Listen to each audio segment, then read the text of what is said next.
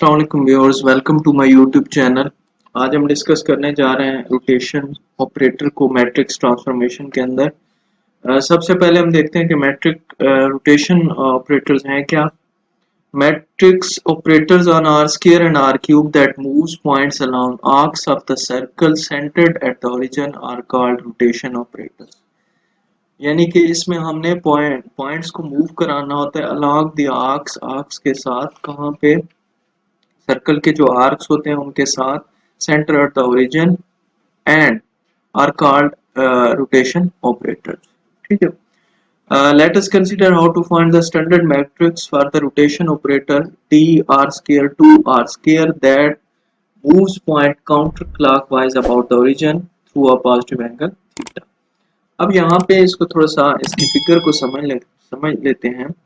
हमारे पास हमें पता है कि जो आर स्क्वायर के लिए बेसिक ऑपरेटर्स होते हैं वो कौन से होते हैं। E1 ये होता है हमारे पास 10 और E2 ये हमारे पास क्या होता है 0 1।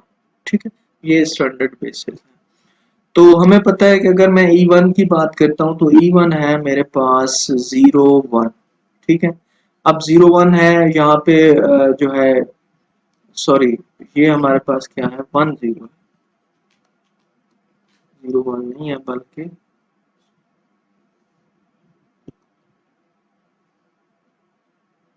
मेरे पास 10 है। 10 कैसे है कि हमारा एक्स एक्सिस के ऊपर लाई कर रहा है, वाई एक्सिस 0 है, तो यहाँ पे ये 10 ये पॉइंट है। अब हम इसको ट्रांसफॉर्म कर रहे हैं, इसे रोटेट कर रहे हैं through an angle theta. Theta angle से हम इसे कर रहे हैं रोटेट। अब जो है ये पॉइंट यहाँ पे जब पहुंच जाता है तो इसकी वैल्यू कुछ ना कुछ इंक्रीज हो जाती है। अब यहाँ पे एक्स एक्सिस की भी वैल्यू है इसके अंदर और वाई एक्सिस की भी शामिल है, तो इसे हम cos थीटा और sin थीटा से डिनोट करते हैं इस वैल्यू को। और ये कैसे वैल्यू हम फाइंड करेंगे, थीटा जितना भी हम इसको रोटेट कराएंगे वो थीटा की वैल्यू यहाँ पे पुट करेंगे तो हमारे पास इसकी वैल्यू आ जाएगी। फर्ज करें आपका थीटा जो है, ये मैं ऐसे सपोज कर रहा हूँ कि थीटा हमने अगर 45 डिग्री रोटेट कराया है तो इस पॉइंट की वैल्यू क्या होगी, cos 45 एंड sin 45।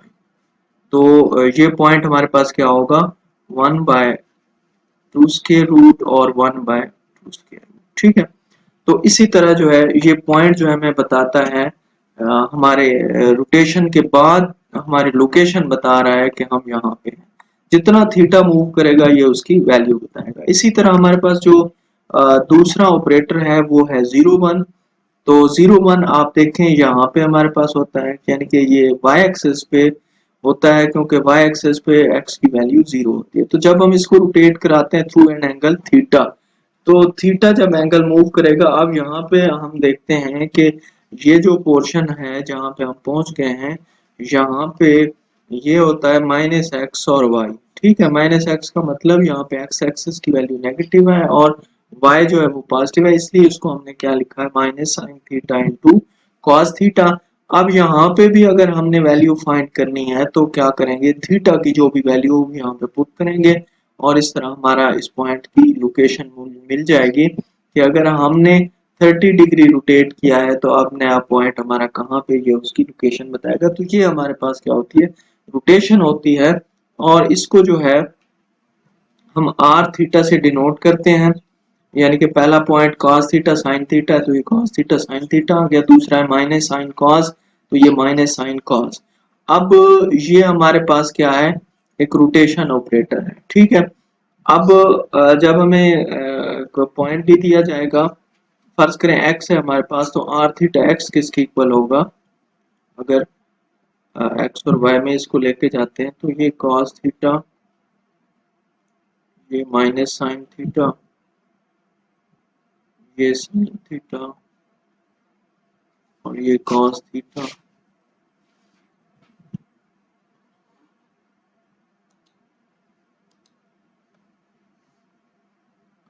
यहाँ पे हमारे पास क्या आ जाएगा, x और y। तो ये इसको अगर मल्टीप्लाई करते हैं तो ये बन जाएगा x cos theta minus y sin theta और ये बन जाएगा y sorry x sine theta plus y cos theta. तो यहाँ पे इसको हम क्या कहते हैं, रोटेशन मैट्रिक्स कहते हैं। ठीक है, ये जो हमारे पास ये क्या है, रोटेशन मैट्रिक्स है। अगर x हमारे पास क्या है, एक्स वाई है, और w is equal to W1 क्या है, इमेज है। ठीक है, अगर r थीटा जो हमारे पास रोटेशन ऑपरेटर है, इसको हम x के ऊपर अप्लाई करते हैं, तो ये जो दो हमारे पास वैल्यू आ गई हैं, ये हमारे पास इमेज आ जाते हैं, और इनको हम W1 और W2 से डिनोट कर रहे हैं। x cos theta minus y sin theta, और W2 क्या है, x sin थीटा, ठीक है, प्लस y cos थीटा। तो इसको क्या कहते हैं, रोटेशन इक्वेशन कहते हैं आर स्क्वायर।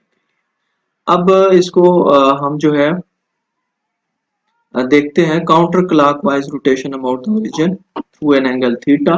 तो ये वही इक्वेशन लिखी हुई है और वही मैट्रिक्स लिखा हुआ है, यानी कि इक्वेशन दी गई है। अब ये सारी चीजें आप देख सकते हैं कि किस पे डिपेंड कर रही हैं, थीटा पे। अब अगर आपको थीटा की वैल्यू भी दी जाए, ठीक है,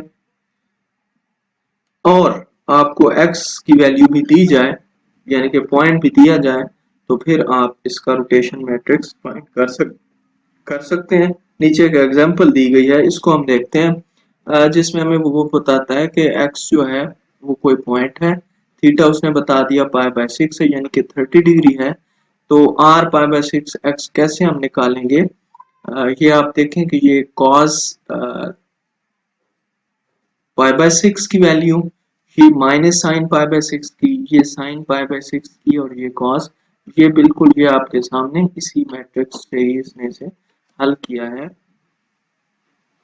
यहाँ से आप इसे देख सकते हैं। ठीक है, तो 1 के साथ मल्टीप्लाई करेंगे तो ये क्वेश्चन हमारे पास बन जाएगी, ये आंसर आ जाएगा, और ये पॉइंट। ठीक है, तो ये हमारी जो है वो रोटेशन को डिनोट कर रहा है।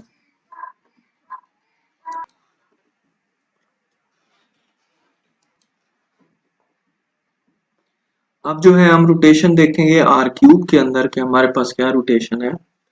A rotation of a vector in R cube is commonly described in the relation of line through the origin called axis of rotation। ठीक है, तो एक ओरिजिन के अंदर से जो लाइन है, ये हमारी एक्सिस ऑफ रोटेशन इसे कहेंगे, और ये हमारे पास एक यूनिट वेक्टर u को डिनोट कर रही है, और ये इसकी डायरेक्शन है u की, ये जो आपको सामने नजर आ रही है। अब इसके ऊपर जो है हमने लगाना है राइट हैंड रूल। फिजिक्स में आपने राइट हैंड रूल पढ़ा होगा। राइट हैंड रूल क्या होता है, बेसिकली आपने करना क्या है, आपने थीटा की पोजीशन देखनी है, जो थीटा की पोजीशन हो उसके साथ आपने अपनी फिंगर्स को रोटेट करना है। तो जो जो थंब है आपका, वो आपको डायरेक्शन देगा यू की। फॉर एग्जांपल जो यहाँ पे फिगर बनी हुई है, ये बनी हुई है इस तरह की थीटा की, यानी कि जब थीटा की रोटेशन ये हो। ठीक है, तो आप जो है ना इसके ऊपर अगर फिंगर रख के इसको कर्ल करेंगे, तो आपका बिल्कुल हाथ ऐसे होगा, और ये जो थंब है ये आपका किसकी डायरेक्शन बता रहा है, यू की डायरेक्शन बता रहा है।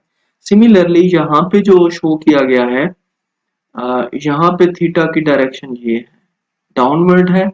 तो आपकी फिंगर्स भी वैसे ही इसको आप रोटेट करेंगे, और आपका जो थंब है वो यू की डायरेक्शन बताएगा।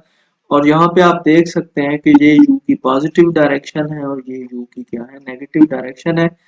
तो राइट हैंड रूल के ऊपर जो है बहुत सारी वीडियोस भी यूट्यूब पे आपको मिल जाएंगी, आप वहां से भी देख सकते हैं। इसमें जो है हम फिंगर्स को थीटा की डायरेक्शन में रोटेट करवाते हैं, और जो थंब होता है वो हमारे पास यूनिट वेक्टर की हमें डायरेक्शन बताता है। तो अगर थंब ऊपर है तो डायरेक्शन पॉजिटिव है, अगर थंब नीचे डायरेक्ट करे तो हमारे पास जो रोटेशन होती है, जो डायरेक्शन है यू की, वो क्या होगी, हमेशा नेगेटिव होगी। अब यहाँ पे कुछ रोटेशन हमें दिखाई गई हैं आर क्यूब के अंदर। जैसा कि आप पहला अगर देखते हैं, तो यहाँ पे अगर हम ये जो एरो है इसकी डायरेक्शन को देखते हैं, और इसके साथ अगर आप अपने राइट हैंड की फिंगर्स को घुमाते हैं, तो आपका थंब जो है हमेशा इस डायरेक्शन में आएगा, यानी कि एक्स की डायरेक्शन पॉजिटिव है। तो पहली डायरेक्शन जो है एक्स है। इसी तरह बाकी जो दो डायरेक्शन है, ये जो हमने आर स्क्वायर के अंदर पढ़ी थी, ये सारी की सारी वही है। तो यहाँ पे आपने ये बात याद रखनी है कि अगर यहाँ पे एक्स हमने एक मतलब डायरेक्शन ले लिए तो यहाँ पे एक्स नहीं आएगा। सिमिलरली यहाँ पे वाई की डायरेक्शन है तो यहाँ पे इन दोनों के अंदर वाई नहीं आएगा, और जब जेड की है तो इनके अंदर जेड नहीं आएगा। ये इसके रोटेशन मैट्रिक्स आपको दिखाए गए हैं।